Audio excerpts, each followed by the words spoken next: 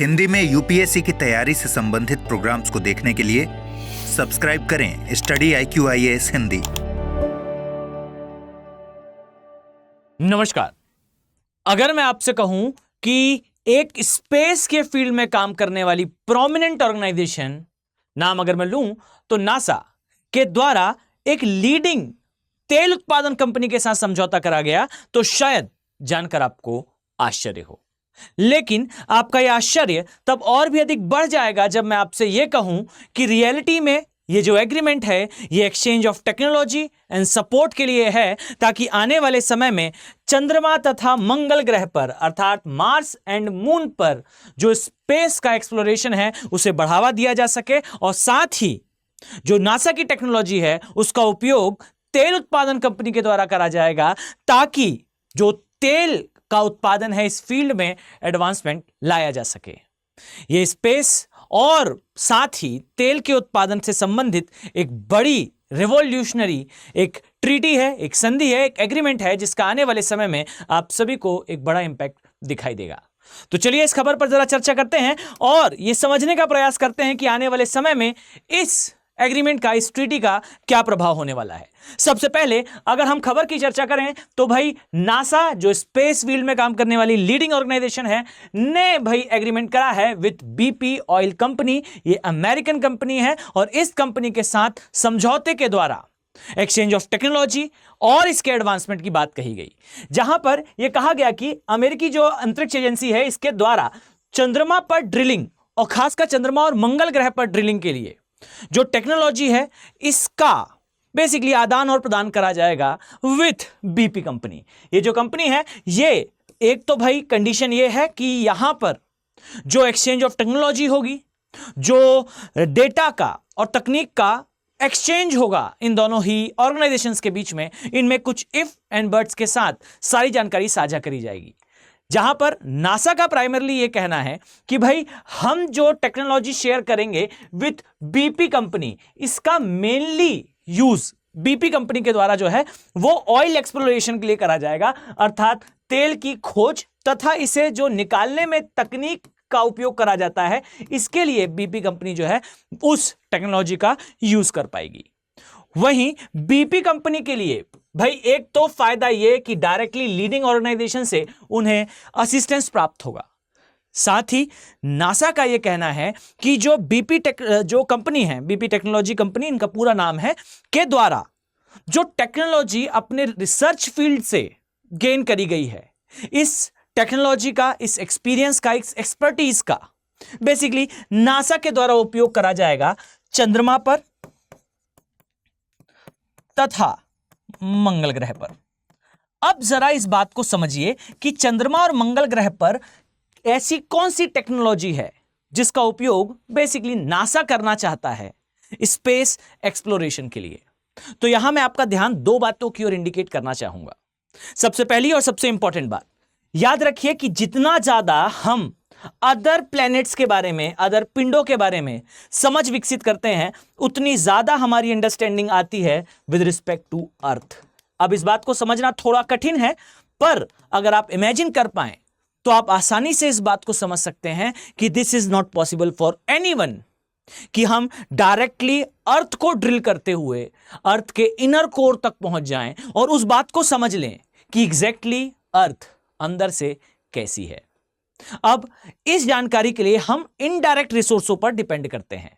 अगर आपने तैयारी करी हो कभी UPSC एग्जामिनेशन की, तो आप बेहतर तरीके से समझ पाएंगे कि जो अर्थ का इंटरनल स्ट्रक्चर है, अर्थात पृथ्वी की जो आंतरिक संरचना है, अगर आप इसके बारे में अध्ययन करना चाहें तो आप एक बात बहुत आसानी से समझ पाएंगे कि रियलिटी में जब हम अर्थ का इंटरनल स्ट्रक्चर ये इमेजिन करते हैं, तब के केस में हमारे लिए जो रिसोर्सेस हैं ये इनडायरेक्ट रिसोर्सेस होते हैं। अब ये जो इनडायरेक्ट रिसोर्सेस हैं इसमें बेसिकली हम उपयोग करा करते हैं सिस्मिक वेव्स के डेटा का, अर्थात वो तरंगें जो भूकंप के आने पर जन्म लेती हैं, उन तरंगों से प्राप्त डेटा का उपयोग हम अर्थ के इंटरनल स्ट्रक्चर को समझने में करते हैं। अब बात यह आती है कि अगर हम अर्थ का इंटरनल स्ट्रक्चर इनडायरेक्ट रिसोर्सों से समझते हैं, तब के केस में हमें इस चीज को रेटिफाई करने के लिए, इस चीज को क्रॉस चेक करने के लिए हम अदर जो प्लैनेट्स हैं उनका उपयोग करते हैं। यानी कि एक तो हम अपने प्लैनेट का कंपैरिजन दूसरे प्लैनेट के साथ कर पाते हैं, साथ ही एक और मैसिव जो इसमें एडवांसमेंट होगा वो ये है भाई कि अगर हम अर्थ के अलावा किसी और ग्रह के बारे में जानकारी इकट्ठा कर पाएं तो हम ये भी समझ पाएंगे कि एग्जैक्टली अर्थ के अंदर वो कौन सी प्रॉपर्टीज थी या प्रॉपर्टीज हैं जिनके होने के कारण अर्थ पर लाइफ पॉसिबल है और XYZ नामक प्लेनेट पर वो पॉसिबल क्यों नहीं है।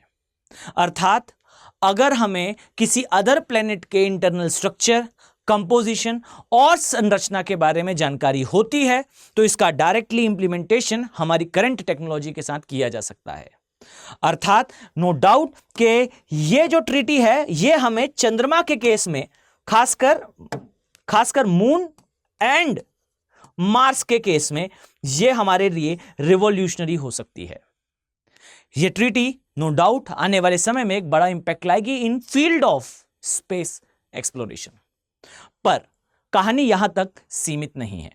इस बात को भी समझिए कि जिस टेक्नोलॉजी का उपयोग कहीं ना कहीं नासा के द्वारा, जिस एक्सपीरियंस का उपयोग कहीं ना कहीं नासा के द्वारा किया जाएगा, नासा की टेक्नोलॉजी और एक्सपीरियंस का उपयोग भी जो बीपी कंपनी है इनके द्वारा करा जाएगा।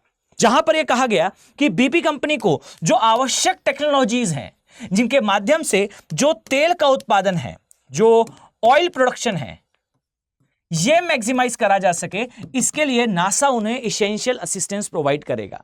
अब इस बात को समझिए कि आज भी जो विश्व की अर्थव्यवस्थाएं हैं ये डिपेंड करती हैं तेल पर, और तेल के फील्ड में, ऑयल के फील्ड में सबसे बड़ा और क्रांतिकारी जो डायमेंशन है वो है तेल को खोजना, और सेकंड मोस्ट इंपॉर्टेंट है उसे सबसे कम कीमतों पर एक्सप्लोर करते हुए निकालना। अब इन दोनों ही केसेस में नासा के पास जो डेटा, जो इंफॉर्मेशन, जो टेक्नोलॉजी है, नासा का यह कहना है कि इन दोनों ही कार्यों के लिए, यहां मैं इंगित करना चाहूंगा स्पेसिफिकली दो चीजों के लिए जो अनुमान लगाया जा रहा है वो है कि पहला होगा जहां नासा जो है वो स्पेस और अपनी सैटेलाइट्स का उपयोग करते हुए किन स्थानों पर ऑयल होने की संभावना है इसे ज्ञात करने में बीपी कंपनी की सहायता करेगी। सेकेंडली जो अंदाज लगाया जा रहा है, वैसे तो आधिकारिक तौर पर दोनों ही ऑर्गेनाइजेशन के द्वारा जो डेटा है वो अभी पूरी तरह से क्लियर नहीं करा गया है, परंतु संभावना यही है कि इन दो ही सेक्टर्स में मैसिव जो है वो चेंजेस देखने को मिलेंगे। फर्स्ट कि भाई किस स्थान पर तेल हो सकता है, इसके लिए जो नासा है वो बीपी कंपनी का असिस्टेंस देगा, और सेकेंडली वो टेक्नोलॉजिकल सपोर्ट और एक्सपीरियंस का सपोर्ट भी नासा प्रोवाइड करेगा जिससे बीपी कंपनी जो है वो सबसे कम कीमतों पर तेल का उत्पादन उस स्थान से कर सके। यानी कि दोनों ही ऑर्गेनाइजेशंस के लिए ये जो ट्रीटी है, ये जो एग्रीमेंट है, ये कहीं ना कहीं लाभप्रद होने वाला है, और आने वाले समय में इस ट्रीटी का, एक लंबे समय अंतराल में इस ट्रीटी का एक बड़ा इंपैक्ट वर्ल्ड को ना केवल स्पेस एक्सप्लोरेशन में मिलेगा बल्कि इसका उपयोग जो है वो ऑयल फील्ड में भी देखा जा सकता है। यानी कि ये एक रिवॉल्यूशनरी चीज है। ध्यान रखें कि आने वाले समय में आपको इससे संबंधित और भी अपडेट देखने को मिल सकते हैं। अब जरा सीरियस आईएएस एस्पिरेंट्स ध्यान दें। अगर आप आईएएस एग्जाम की तैयारी कर रहे हैं तो आपके लिए गोल्डन अपॉर्चुनिटी है। स्टडी IQ के जो बैचेस हैं, ध्यान दीजिएगा, जस्ट अ सेकेंड, ध्यान दीजिएगा, 19 अगस्त से इन बैचेस में जो क्लासेस हैं ये स्टार्ट हो जाएंगी। यानी कि डियर, आप इन बैचेस के लिए अब लेट हो रहे हैं। याद रखें ये प्रतिज्ञा बैचेस हैं, अर्थात टेक्निकली ये फ्री बैचेस हैं फॉर सीरियस आईएएस एस्पिरेंट्स। अगर आप सीरियसली तैयारी करते हैं तो आपके लिए बैचेस फ्री होने वाले हैं। कैसे? तो याद रखें इन बैचेस में अलग से SIP का programme which is success in prelims programme, MRP का programme which is mains residential programme, interview guidance programme, 18 किताबों का सेट, 1-to-1 मेंटरशिप, ये सारी सुविधाएं एक स्थान पर अलोंग विथ टेस्ट सीरीज, और ये टेस्ट सीरीज होगी फॉर प्री, ये टेस्ट सीरीज होगी फॉर मेंस, ये सब कुछ अवेलेबल है। SIP अर्थात सक्सेस इन प्रीलिम्स, वो प्रोग्राम जो एक क्रैश कोर्स की तरह आपके लिए फ्री ऑफ कॉस्ट अवेलेबल होगा ताकि आपका प्री क्वालिफाई हो सके, और आप प्री क्वालिफाई करते ही डियर आप जो भी फी यहां पे करने वाले हैं वो फी 100% रिटर्न कर दी जाएगी। अर्थात टेक्निकली ये बैचेस आपके प्री क्वालिफाई होते ही आपके लिए फ्री हो जाएंगे। और साथ ही ये ट्रिगर करेगा मेंस रेसिडेंशियल प्रोग्राम को। स्टडी IQ अपने खर्चे पर अपने प्रेमाइसेस में दिल्ली में बुलाकर आपको आगे की सारी तैयारियां कराने वाला है। तो मेंस रेसिडेंशियल प्रोग्राम का आप फायदा उठाएंगे। साथ ही इंटरव्यू गाइडेंस प्रोग्राम अर्थात आपके mock interviews, detailed application form की फिलिंग और किस प्रकार से उसे डील करना है, ये सब कुछ प्रोवाइड करा जाएगा बाय स्टडी IQ। याद रखिए कि ये बैचेस प्रीमियम बैचेस हैं। 19 तारीख से इनमें क्लासेस स्टार्ट हो जाएंगी। इसका मतलब है डियर आप लेट हो रहे हैं।